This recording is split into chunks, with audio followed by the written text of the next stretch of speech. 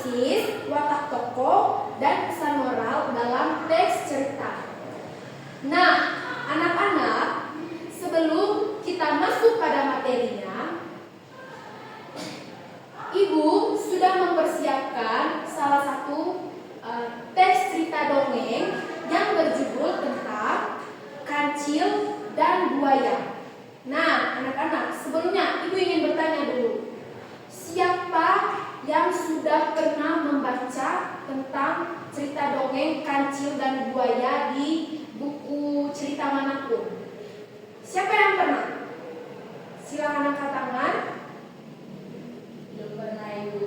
Oke, jadi kalian belum pernah membaca cerita dongeng tentang Kancil dan Buaya ya di buku cerita dongeng manapun? Oke.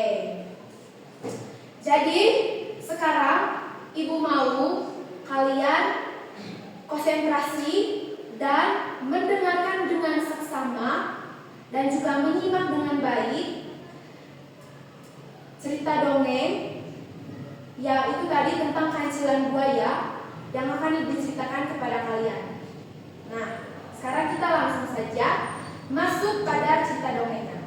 Anak-anak, kalian harus dengar di sini ya, karena nanti akan ada beberapa pertanyaan yang berkaitan dengan cerita dongeng ini. Oke?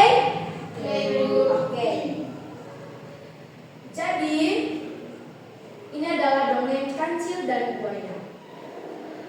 Di sebuah hutan yang lebat, hiduplah seekor kancil yang sangat sedih. Suatu hari, Kancil merasa sangat lapar. Ia melihat pohon apel yang buahnya sudah ranum dan merah di seberang sungai yang besar. Wah, apel-apel itu terlihat sangat lezat. Tapi bagaimana caranya aku menyeberangi sungai yang dalam dan banyak buayanya ini? Pikir Kancil. Tiba-tiba Kancil mendapat ide cemerlang. Ia berjalan ke pinggir sungai dan berteriak, "Hai buaya, keluarlah. Raja hutan ini ingin memberikan hadiah daging segar untuk kalian." Mendengar kata daging segar, sekumpulan buaya pun muncul ke permukaan air. Pemimpin buaya bertanya, "Benarkah itu Kancil? Di mana dagingnya?" Kancil menjawab dengan tenang, "Tentu saja benar. Tapi Raja Hutan ingin aku menghitung jumlah kalian terlebih dahulu agar pembagiannya adil. Sekarang berbarislah yang rapi dari tepi sungai ini sampai ke seberang sana." Tanpa rasa curiga, buaya-buaya itu pun berbaris membentuk jembatan.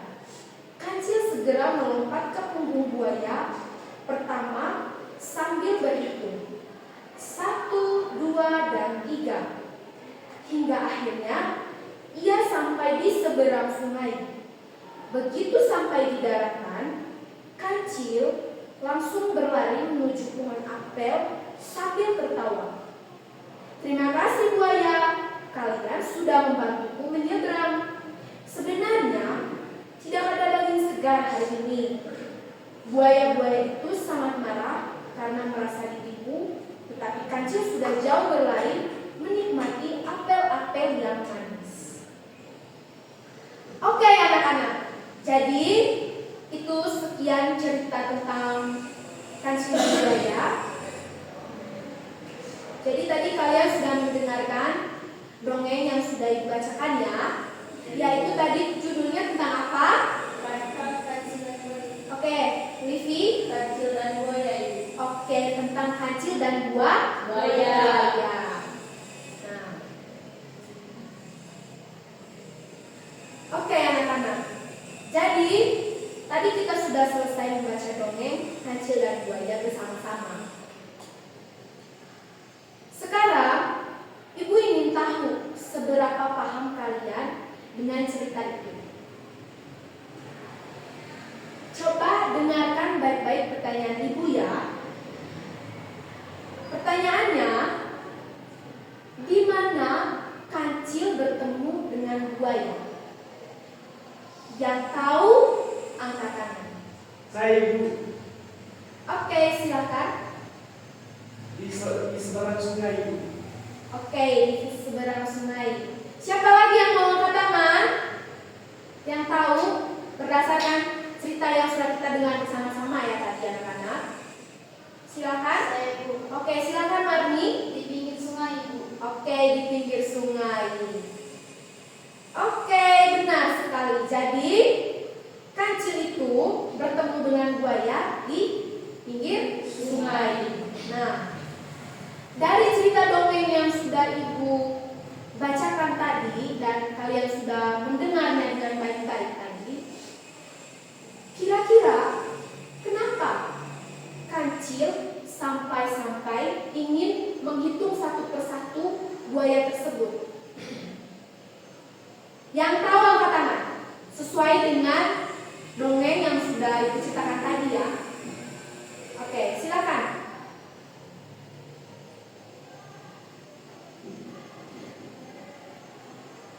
Oke, ulangi lagi ya pertanyaannya. Kira-kira kenapa sih kancil mau menghitung buaya-buaya tersebut satu persatu?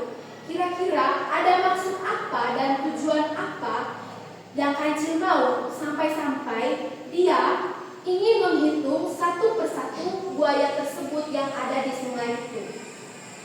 Silakan angkat tangan. Oke, Kancil ingin menyeberangi sungai.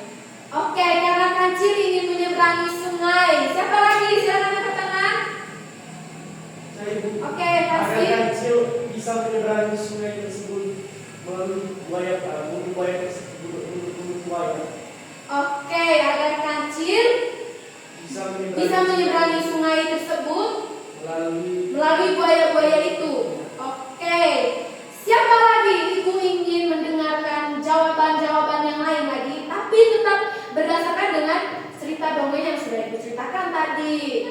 Oke, siapa lagi yang mau angkat tangan? Silakan.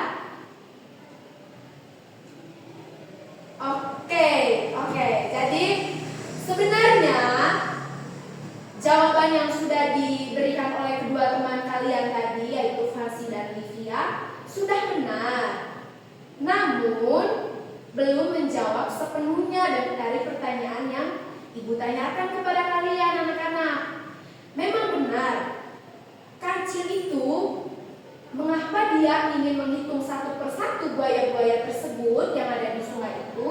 Karena memang dia ingin menyeberangi sungai itu. Tapi maksud dan tujuannya itu lebih kepada karena kancil ingin memakan buah apel yang ada di seberang sungai. Makanya dia ingin menghitung buaya-buaya itu merupakan salah satu triknya dia supaya dia bisa menyeberangi sungai dan mencapai titik kemauannya dia tadi, yaitu ingin memakan buah apel, dan pohon dari buah apel tersebut itu berada di seberang sungai. Jadi begitu ya anak-anak ya. Oke, sudah paham? Sudah paham kan? Oke.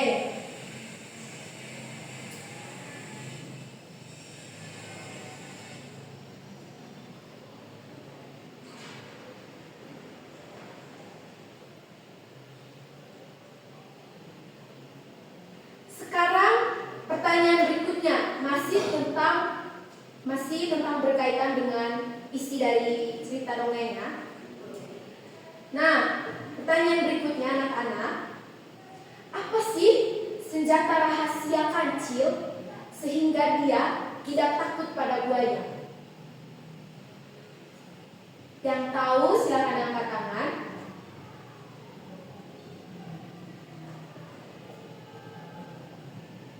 Sesuai cerita ya tadi.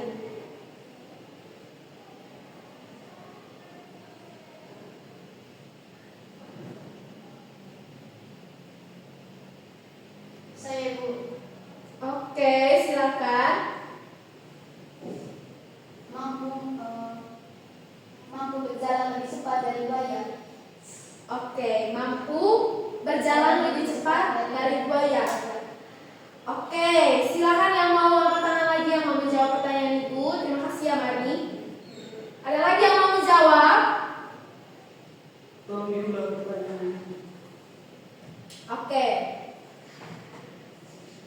Tadi pertanyaan Ibu yaitu, apa sih senjata rahasia kancil sehingga dia tidak takut pada buaya dalam cerita dongeng itu? Kita kan tahu ya anak-anak, antara kancil dan buaya itu kan kalau misalnya dilihat dari fisiknya, buaya yang lebih besar dan juga lebih tajam kan talinya. Dia mempunyai taring yang sangat panjang sehingga dia bisa saja loh mencengkram kancil. Tapi kok bisa-bisanya ya si kancil itu tidak takut pada buaya? Kira-kira apa sih senjata rahasia kancil sehingga dia tidak takut pada buaya? Saya Ibu. Silakan. Karena buaya sudah ditipu oleh kancil bahwa di seberang sungai ada daging yang lezat, makanya buaya terpengaruh oleh daging lezat tersebut. Oke. Ada lagi yang mau angkat tangan? Silakan.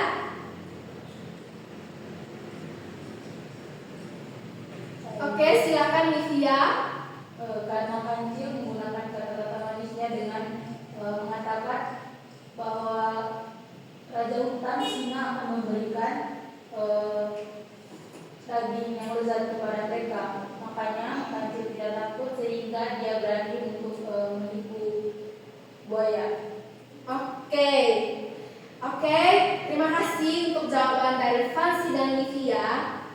Sebenarnya, tapi Ibu ingin menghargai atas apa yang sudah kalian jawab. Ibu apresiasi. Kita beri tepuk tangan dulu untuk Livia dan Fancy.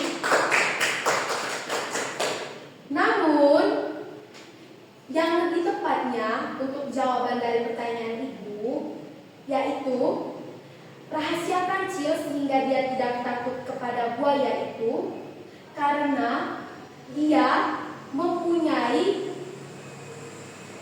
kaki dan dengan kaki tersebut dia bisa berlari lebih cepat daripada buaya. Kan buaya tidak bisa berlari cepat kan?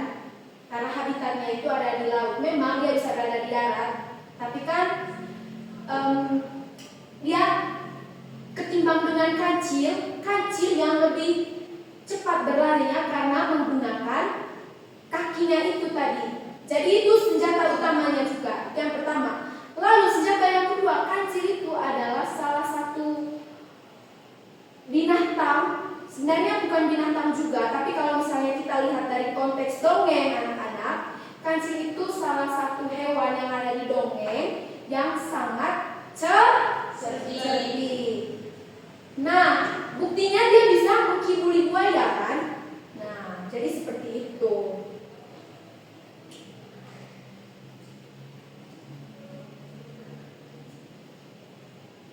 Sekarang untuk berikutnya Ibu akan memberikan pertanyaan lagi kepada kalian. Coba kalian dengarkan baik-baik ya.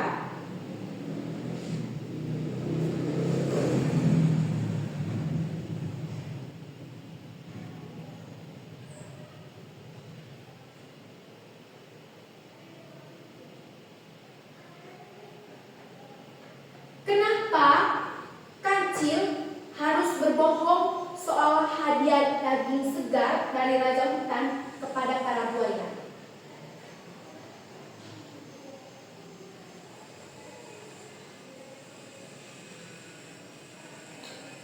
Coba yang tahu angkat tangan. Ayo anak-anak yang manis. Oke. Oke anak-anak, untuk pertanyaan berikutnya lagi, dengarkan kesini baik-baik ya. Kenapa kancil harus berbohong soal hadiah daging segar kepada para buaya?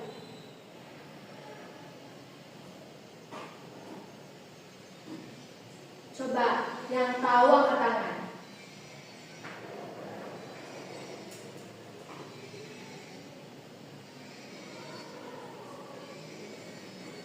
Saya Ibu. Oke, silakan Fancy. Karena tanpa trik tersebut kancil tidak bisa menyeberangi sungai. Karena buaya sebagai jembatan kancil untuk menyeberangi. Oke. Ada lagi?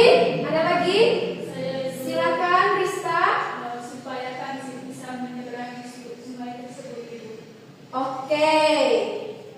Oke, kita beri tepuk tangan dulu untuk kedua teman kalian ini. Oke. Jawabannya betul, betul sekali.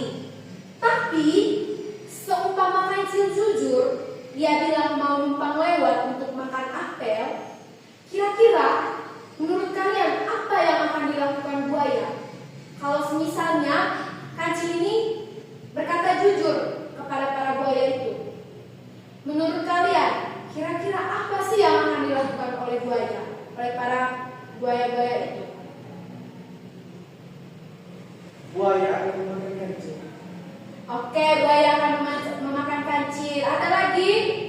Angkat tangan yang mau menjawab. Oke, siapa Livi? Kalau kancil tidak berbohong,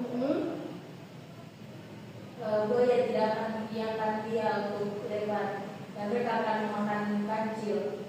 Oke. Oke. Kita beri tepuk tangan dulu untuk kedua jawabannya. Oke, terima kasih. Terima kasih anak-anak. Kalian sudah sangat berpartisipasi dalam menjawab pertanyaan-pertanyaan yang sudah Ibu berikan kepada kalian tadi yang berkaitan dengan dongeng, kancil, dan buaya. Ya, oke. Nah, sekarang kita lihat dari sisi buaya ya. Kira-kira menurut kalian sesuai dengan dongeng yang Ibu ceritakan tadi, bagaimana sih sifat buaya dalam cerita ini?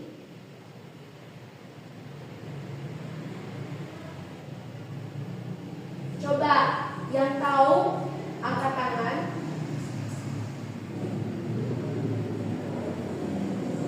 Silakan Livi. Buaya itu aslinya jahat, tapi karena demi makanan dia mempercayai dan melakukan apa yang kancil minta. Oh, jadi menurut Livia, buaya itu sebenarnya jahat.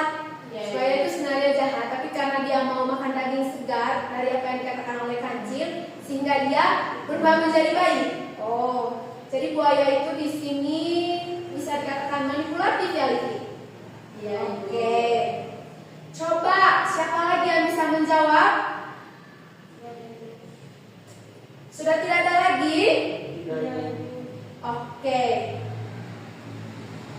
Sekarang Ibu mau melanjutkan pertanyaan dan jawaban dari Livia tadi. Livia, kalau misalnya mereka membantu karena ingin daging segar tanpa kerja keras, apakah itu disebut baik atau mereka sebenarnya mudah tertipu? mudah tertipu, Ibu. Makanya mereka membiarkan permintaan kancil tadi dengan alasan kancil begitu mereka agar Raja Hutan bisa memberikan daging yang segar tadi kepada mereka. Pintar sekali. Kita beri tepuk tangan dulu untuk Livia. Oke. Jadi Ibu akan melanjutkan jawabannya Livia ya. Jadi mereka itu terlalu percaya pada janji manis sampai lupa untuk berapa anak-anak? Untuk berwaspada. Berwaspada yang kepada siapa tadi? Kepada kancil. Oke, kepada kancil. Nah, sekarang Ibu ingin menyampaikan refleksi dan pesan moral dari cerita dongeng kancil dan buaya yang sudah Ibu ceritakan tadi kepada kalian ya. Jadi anak-anak, dari tanya jawab kita tadi, kita itu sudah belajar bahwa kecerdikan itu bisa menyelamatkan kita dari masalah besar. Ulangi lagi ya, anak-anak, kita itu bisa belajar bahwa kecerdikan itu bisa menyelamatkan kita dari masalah besar. Tapi kalian harus ingat, kecerdikan itu jangan digunakan untuk menipu teman ya. Oke anak-anak, sekian dulu untuk materi kita pada hari ini. Semoga kita semua dan anak-anak, terlebih khususnya kalian, bisa mengambil sisi baik dan sisi positif atau pesan moral dari materi yang sudah Ibu sampaikan pada hari ini yang berkaitan dengan dongeng, kancil, dan buaya. Oke, sekian dulu ya anak-anak. Sampai jumpa lagi di materi berikutnya. Terima kasih.